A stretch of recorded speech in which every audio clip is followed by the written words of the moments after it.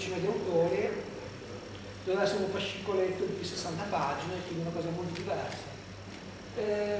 Man mano che siamo andati avanti col lavoro, il progetto ci è letteralmente esploso tra le mani, perché con nostra sorpresa cominciavano ad arrivarci materiali da tutto il mondo, anche da autori che noi non conoscevamo se non solo di fama. E la cosa ci ha molto colpito e abbiamo deciso di fare un libro internazionale, anche perché Fulci è molto più amato all'estero che in Italia. Appunto, da noi riscoperto con la sua morte, ma ad esempio in Francia, negli Stati Uniti, in Giappone era famosissimo, considerato un maestro del cinema tout court, cioè non solo horror. In effetti Fulci ha fatto horror solo nell'ultima fase della sua vita, perché lui ha iniziato scrivendo le commedie di Totò. Ha scritto tantissime commedie di Totò, ha anche diretto dei film di Totò, tra cui Totò e i ladri, e ha scritto e ha lanciato l'attore Alberto Sordi. Lui è l'autore della sceneggiatura di Un americano a Roma e di Un giorno in cultura, che sono i due film che ha lanciato Alberto Sordi. Ha lanciato anche dei cantanti, ha lanciato Adriano Celentano, con cui ha scritto le prime canzoni, ha lanciato Ornella Vanoni. Quindi è un personaggio assolutamente particolare, non solo del cinema, ma della cultura italiana. Per esempio, uno dei suoi primi lavori è stato quello di critico d'arte, ed è stato il primo critico d'arte in Italia a scrivere del surrealismo, quando nessuno sapeva cos'era. E lui scrisse del surrealismo perché era amico personale di Magritte, di André Breton, di Léo Mallet, di tutti i più importanti surrealisti francesi. Questa sua, diciamo, cultura a 360 gradi lo ha portato nella sua carriera quarantennale a fare appunto le commedie commerciali, come anche i film per ragazzi. Abbiamo fatto un ciclo di film di Zanna Bianca con Franco Nero, che passano quasi tutte le domeniche pomeriggio alle TV, i film con Montesano, tutte cose veramente molto popolari. A un certo punto lui scopre quasi per caso di essere un autore facendo il suo primo flop, che è un film dell'orrore che si chiama Sette notti in nero. È il suo primo film che non incassa una lira, però ha un enorme successo di critica, e Roman Polanski scrive un articolo sulle Cahiers du Cinéma dove il film viene elogiato come un capolavoro. E lui si rende conto da quel momento che il cinema dell'orrore è la sua cifra stilistica. E da lì in poi, fino alla sua morte, anche quando aveva le pezzi del culo da 2 lire solo per realizzare i film, continuerà imperterrito a rifiutare progetti più commerciali, film d'avventura, film comici, film per la TV, per fare sempre il film dell'orrore. Una cosa secondo me eccezionale della sua poetica è che lui ha sempre fatto film con pochi soldi sostanzialmente. Verso la fine della sua carriera ancora con meno soldi ancora.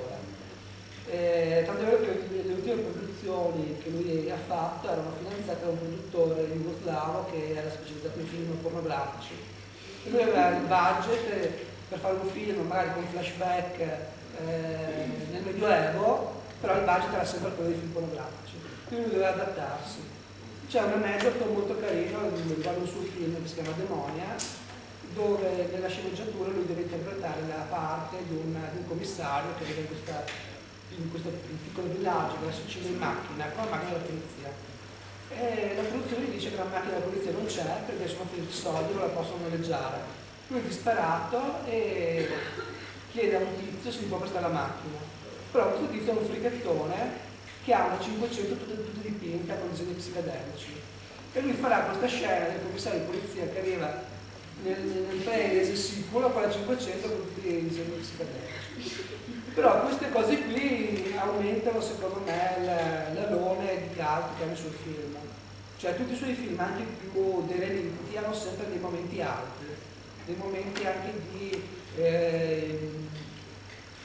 citazione letteraria e citazione pittorica, come molto appassionati di letteratura, di arte, eccetera. Una cosa interessante che abbiamo scoperto, cioè lo sapevamo già, ma l'abbiamo ulteriormente comprovato facendo questo libro, che all'estero lui è molto amato dai registi di serie A. Per esempio un regista come Alejandro Jodorowsky, che è un regista considerato molto colto, eccetera, è un grandissimo appassionato sui film. Lo era un altro regista appassionato sul film Herzog, lo era Fassbinder, quindi lui ha una dimensione molto strana, considerato di serie B in Italia fino alla sua morte, però è sempre stato considerato in serie A all'estero. Tant'è vero che lui ha avuto le onorificenze del cittadino della città di Parigi, per esempio, per la cultura. Ha vinto il Festival di Avori, ha vinto il Festival di Parigi, e da noi questo non veniva mai pubblicizzato, non veniva mai reclamizzato, e veniva sempre considerato un regista di serie B. Un'altra cosa interessante da dire è che lui ha realizzato un film prima di morire, su uno degli ultimi film, se non mi ricordo l'anno, che non è mai uscito in Italia, è uscito soltanto in America per una TV via cavo. Questo film è stato rieditato da poco in Italia, finalmente, dopo 16 anni, l'ha editato la Raro Video, e il film è uguale, paro paro, al Sesto Senso. La cosa è perlomeno curiosa, anche perché il film appunto è uscito per la televisione americana, con attori americani, il protagonista John Savage, nessuno ne ha mai parlato, e rivederlo oggi è uguale al Sesto Senso, identico. Un altro film che ha delle connessioni con film di successo recenti è, come si chiama, film di Nemina Bar sui fantasmi. Anche qualcosa, quello di stare insieme con tanti altri e provare le stesse emozioni, stare insieme, ridere o piangere insieme, urlare insieme. E oggi, in un mondo bloccato davanti ai televisori, è una cosa abbastanza rara da provare e da far provare. Qui anche come momento collettivo della visione di un film insieme, anche il senso che ci dà. Lucio Fulci, poeta del macabro, vi porta un libro a fumetti.